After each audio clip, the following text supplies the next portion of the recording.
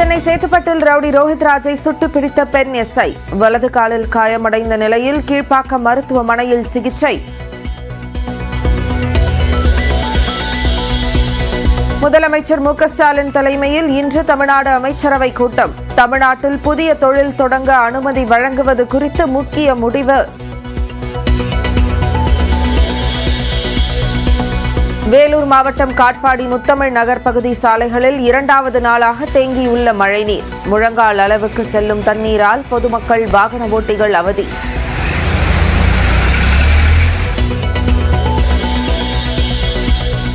ஒகேனக்கல் காவிரி ஆற்றுக்கு நீர்வரத்து 42,000 கன அடியாக அதிகரிப்பு. மேட்டூர் அணைக்கு வரும் நீரின் அளவும் 45,500 கன அடியாக உயர்வு.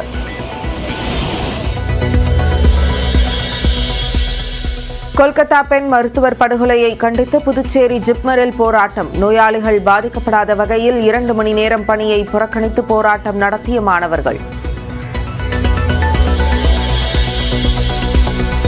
சென்னையில் வரும் 16ஆம் தேதி நடக்கிறது திமுக மாவட்ட செயலாளர்கள் கூட்டம். அதிமுக சிறப்பு செயற்குழு நடக்கும் அதே நாளில் திமுகவும் முக்கிய ஆலோசனை.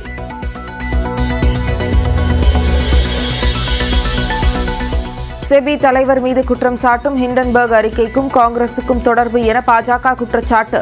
மோடி வெறுப்பு இந்தியா மீதான வெறுப்பாக மாறிவிட்டதாகவும் ரவிசங்கர் பிரசாத் சாடல். செந்தில் பாலாஜி வழக்கில் அமலாக்கத்துறை விசாரணையை தொடங்கப் போவதில்லை என்பதே உண்மை என உச்சநீதிமன்ற நீதிபதிகள் கருத்து.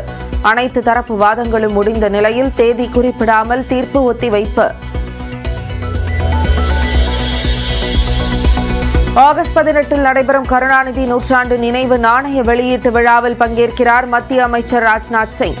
இபிஎஸ், அண்ணாமலை, ரஜினி, கமல் உள்ளிட்டோருக்கும் அழைப்பு.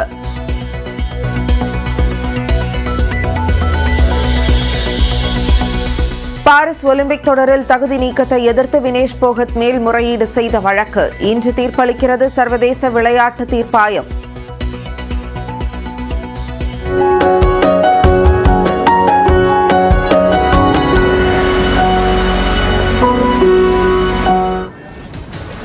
வணக்கம் நேயர்களே, வணக்கம் தமிழ்நாடு நிகழ்ச்சியுடைய மிக முக்கியமான நோக்கம் பேசப்படும் செய்திகளுடைய பேசாத பக்கங்களை அலசுவதான நிகழ்ச்சியுடைய நோக்கம். முதலாவதாக நியூஸ் அண்ட் வியூஸ் பகுதியை பார்க்க இருக்கும். நியூஸ் அண்ட் வியூஸ் பகுதியில் 4 பிரதான செய்திகள். ஒன்று, செந்தில் பாலாஜி ஜாமீன் வழக்கில் உச்சநீதிமன்றத்தில் நேற்று வாதங்கள் முன்வைக்கப்பட்டிருக்கு. தீர்ப்பும் தேதி குறிப்பிடப்படாமல் ஒத்திவைக்கப்பட்டிருக்கு. இதனுடைய பின்னணி தொடர்பாகவும் மணிஷ் சிசோடியா வழக்கை தொடர்ந்து இவருக்கும் ஜாமீன் கிடைக்குமா அப்படின்ற எதிர்பார்ப்பு ஏற்பட்டிருக்கு.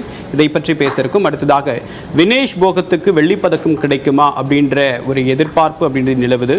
அவருக்கு வெள்ளிப்பதக்கம் மறுக்கப்பட்ட நிலையில், அவர் தகுதி நீக்கம் செய்யப்பட்ட நிலையில் அவருடைய மேல்முறையீட்டு வழக்கில் இன்று தீர்ப்பு வழங்க இருக்கு சிஐஎஸ். அதனுடைய பின்னணி குறித்து பேச போறோம். அடுத்ததாக தமிழ்நாடு அரசுடைய அமைச்சரவை கூட்டம் இன்னைக்கு முதலமைச்சர் மு க ஸ்டாலின் தலைமையில் நடைபெற இருக்கு. அதே நேரத்தில் வரக்கூடிய 16ஆம் தேதி மாவட்ட செயலாளர்கள் கூட்டத்திற்கும் திமுக அழைப்பு விடுத்திருக்கு. இதை பற்றி பேச போறோம். அடுத்ததாக கலைஞர் நூற்றாண்டு நாணயம் வெளியிடக்கூடிய நிகழ்ச்சியில் பங்கேற்பதற்காக மத்திய அமைச்சர் ராஜ்நாத் சிங் சென்னை வர இருக்கார். அதை பற்றி பேச இருக்கும். பிக் ஃபோக்கஸ் பகுதிக்கு போகலாம்.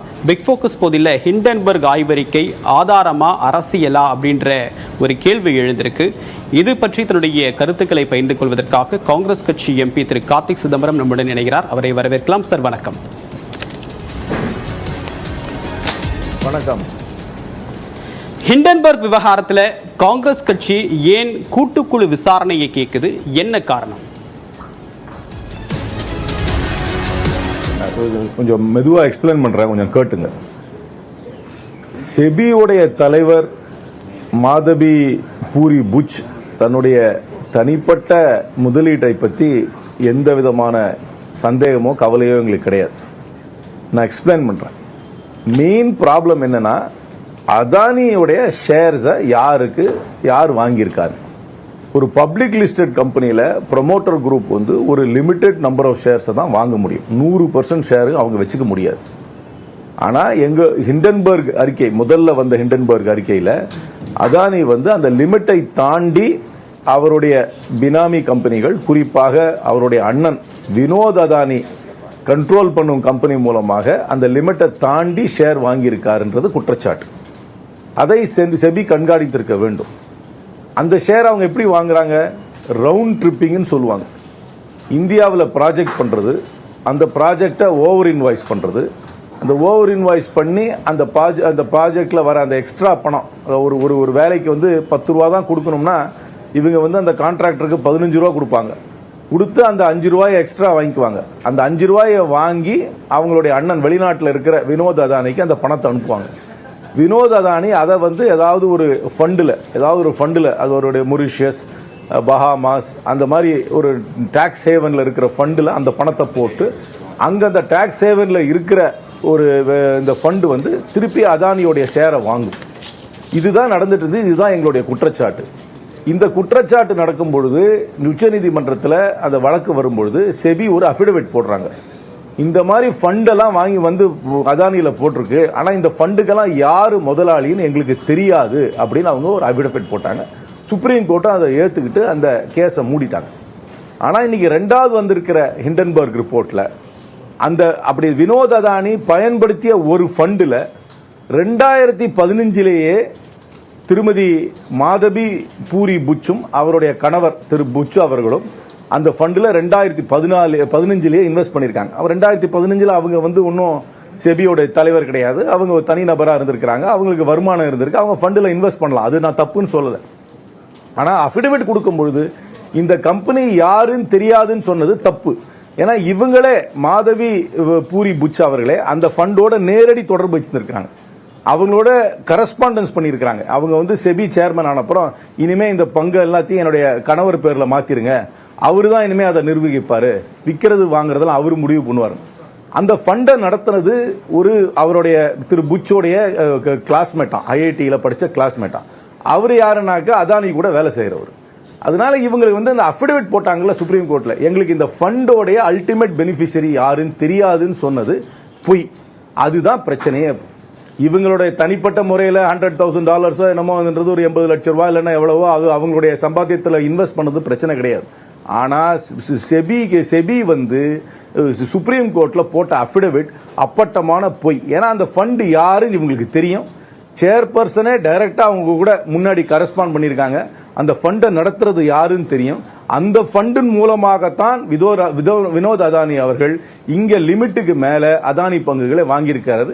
ரவுண்ட் ட்ரிப்பிங் மூலமாக அது எல்லாமே சட்டவிரோதமானது. சரி, 2015 இருந்து 2017 வரைக்கும் அவங்களோட இன்வெஸ்ட்மெண்ட் நீங்க குறிப்பிட்டு சொல்றீங்க. அதுக்கு முன்னாடி 2022 மாதவி ஏப்ரல் 2017 2022 வரைக்கும் உங்களோட டிரான்சாக்ஷன் அப்படின்றது இருக்கு. இப்போ அவங்களுடைய கான்ஃப்ளிக்ட் ஆஃப் த இன்ட்ரெஸ்ட் அப்படின்றது இந்த அதானி விவகாரத்தில் முறைகேடுக்கு ஹேண்ட் இன் க்ளோவா செயல்பட்டிருக்கு அப்படின்றதுல என்ன ஆதாரம் இருக்கு? பாருங்க, நான் திருப்பி சொல்றது, நான் கேட்டதை நீங்க விளக்கமா கவனமா கேட்டீங்களா இல்லையான்னு தெரியல. அவங்க அந்த ஃபண்ட்ல இன்வெஸ்ட் பண்ணதை பொறுத்த வரைக்கும், என்னை பொறுத்த வரைக்கும் எந்த பிரச்சனையும் கிடையாது. அவங்க தனி நபர், நீங்க கூட அந்த ஃபண்ட்ல இன்வெஸ்ட் பண்ணிருக்கலாம். அந்த ஃபண்ட் வந்து நாளைக்கு ஒரு பப்ளிக் சப்ஸ்கிரிப்ஷன் போட்டு 2015 இருந்தா கூட நீங்க உங்க பணத்தை கூட இன்வெஸ்ட் பண்ணிருக்கலாம், அது பிரச்சனை கிடையாது.